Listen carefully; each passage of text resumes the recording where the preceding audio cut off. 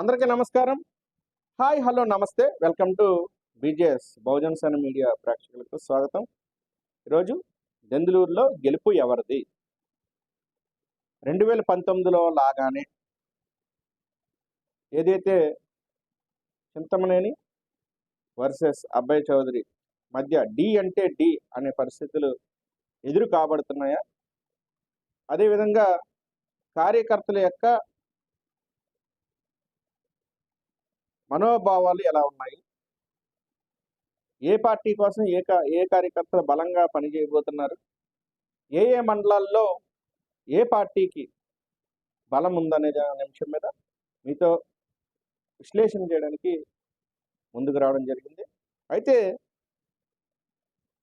దెందులూరు నియోజకవర్గం 1955లో ఏర్పడిన దగ్గర నుండి 2019 వరకు కూడా ఎక్కువ శాతం అక్కడ కమ్మ సామాజిక వర్గం చెందిన వ్యక్తులే ప్రాతినిధ్యం వహించారు.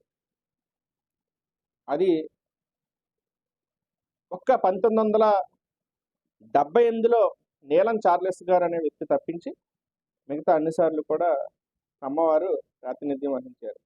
మధ్యలో 2009లో అశోక్ గౌడ్ గారు పిఆర్పి నుండి పోటీ చేసినప్పటికి కూడా మరి ఆయన ఓడిపోయారు. అయితే అత్యధిక ఓట్లు కలిగినటువంటి అంటే బహుజన ఓటింగ్ కలిగినటువంటి దెందులూరు నియోజకవర్గంలో ఎవరు ప్రధానంగా ఎస్సీ ఓటింగ్ని ప్రభావితం చేయగలుగుతున్నారు, ప్రధానంగా బీసీ ఓటింగ్ని ఎవరు ప్రభావితం చేయబోతున్నారు, వారు మాత్రం అక్కడ గెలుస్తున్నారు. అంటే ఆనాటి ఇండియన్ నేషనల్ కాంగ్రెస్ నుండి ఈనాటి వైసీపీ కావచ్చు, తెలుగుదేశం కావచ్చు, ఈ పార్టీల మధ్య ఎక్కువగా ప్రధానంగా పోటీ నెలకొని ఉంది.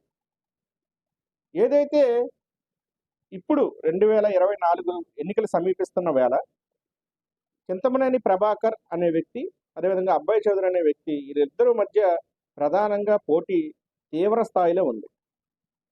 అది ఏ స్థాయిలో ఉందంటే మీరెంతంటే మీరు ఎంత అనే స్థాయిలో అక్కడ వెళ్ళిపోయింది. అయితే మరి చింతమనేని ప్రభాకర్ అనే వ్యక్తికి, అబ్బాయి చౌదరి అనే వ్యక్తికి ఉన్నటువంటి బలాలు బలహీనతలు ఏంటో కూడా ఒకసారి తెలుసుకుందాం.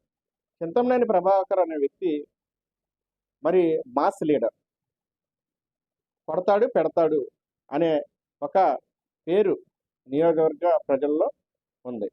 అదేవిధంగా అబ్బాయి చౌదరి గారు క్లాస్ లీడర్, వివాదరహితుడు, ఆయన చెప్తే కనుక ఖచ్చితంగా చేస్తాడు అనే ఒక అంశం ఆయనకి సానుకూలంగా ఉంది.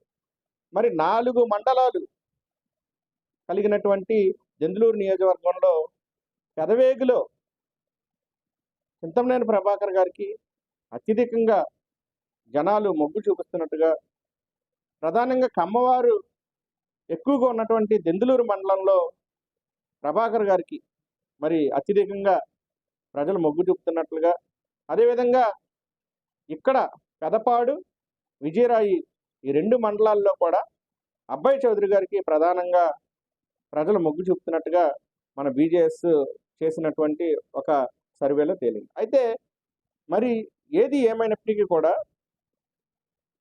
ఈ 4 మండలాల్లో ఉన్నటువంటి ఎస్సీ, ఎస్టీ, బీసీ, ముస్లిం మైనార్టీస్ ఎవరికి పట్టం కట్టబోతున్నారంటే ఎన్నికల వేళ, ఇంకా ఎన్నికలు ఒక వారం రోజులు సమీపిస్తున్న వేళ ఎవరైతే జనాలకి బలంగా నేనున్నానని భరోసా ఇస్తారో ఆ భరోసాను ఆధారంగా మాత్రమే ఈసారి గెలుపు ఓటములు మరి డిసైడ్ చేయబోతున్నాయి. ఎందుకు ఈ మాట చెప్తున్నామంటే, సపోజ్ విజయరాయిలో సహజ సంపద కలిగినటువంటి ఇసుక ఎక్కువగా ఉంది. అదేవిధంగా గ్రావెల్కి సంబంధించి అదే విజయరాయి మండలంలో ఎక్కువగా తవ్వకాలు జరుగుతుంటాయి. ఏది ఏమైనప్పటికీ కూడా ఆ తవ్వకాలు అక్రమంగా జరుగుతున్నాయనేది వాస్తవం. చాలా సందర్భాల్లో అక్కడ ఉన్నటువంటి రెవెన్యూ అధికారులు వాటి మీద దాడులు కూడా చేయడం మనం చూసాం. అయితే అతిపెద్ద నియోజకవర్గం అయినటువంటి దెందులూరు నియోజకవర్గంలో ఒక భాగం కొల్లేరులో కూడా అది మిళితం అయిపోయింది. అంటే కొల్లేరు యొక్క గ్రామాలు కూడా అక్కడ అందులో మిళితం అయిపోయినాయి. కొల్లేరు ప్రజలు ఏ విధంగా ఆలోచిస్తారనే దాన్ని బట్టి కూడా గెలిపోవటములు ఈసారి డిసైడ్ చేయబోతున్నాయి. ఏదేమైనప్పటికీ కూడా బహుజన సేన ఏం చెప్తుందంటే, ప్రధానంగా ఉన్నటువంటి వీరిద్దరే కాకుండా బీసీ సామాజిక వర్గం నుండి 2009లో ప్రజారాజ్యం పార్టీ తరఫున అశోక్ గౌడ్ అనే వ్యక్తి మరి పోటీ చేసి ఓడిపోయారు. బీసీలు కూడా అత్యధిక జనాభా కలిగిన వ్యక్తులు. ఆయన కూడా అటువంటి బీసీ సామాజిక వర్గానికి చెందిన వ్యక్తులు కూడా ముందుకు రావాలి. షెడ్యూల్ క్యాస్ట్కి సంబంధించినటువంటి ఇటు వ్యక్తులు ఎవరైతే బలంగా ఓట్లు ప్రభావితం చేయగలిగారో వాళ్ళు కూడా ఈసారి ఎన్నికల్లో ముందుకు రావాలి. మన ఓటింగ్ షేరింగ్ ఏ విధంగా ఉన్నదనే దాని మీద మనం పనిచేస్తే కనుక ఖచ్చితంగా సానుకూలమైనటువంటి అంశాలు, సానుకూలమైనటువంటి ఫలితాలు వచ్చే అవకాశాలు బలంగా ఉన్నాయి.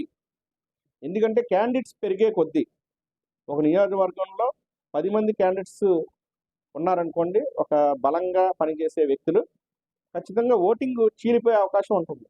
ఒకవేళ వీరు గెలవలేకపోవచ్చు, కానీ గెలిపోవటంలకు మాత్రం ఖచ్చితంగా డిసైడ్ చేయగలరు. దాన్ని బట్టి మాత్రమే ఈసారి దెందులూరు నియోజకవర్గంలో మరి గెలిపోవటములు ఉంటాయి. ఎవరు గెలిచినప్పటికీ కూడా మొదటి నుండి మేము చెప్పేది ఒకటే, ఎస్సీలకి, ఎస్టీలకి, బీసీలకి, ముస్లిం మైనార్టీలకి, అదేవిధంగా పేద ఓసీ వారికి కూడా మంచి కార్యక్రమాలు చేసి, మంచి అభివృద్ధిని చేసి, వారు ఉన్నతికి కారకులు కావాలని చెప్పేసి కోరుకుంటూ సెలవు తీసుకుంటున్నాం. జై భీమ్, జై భారత్.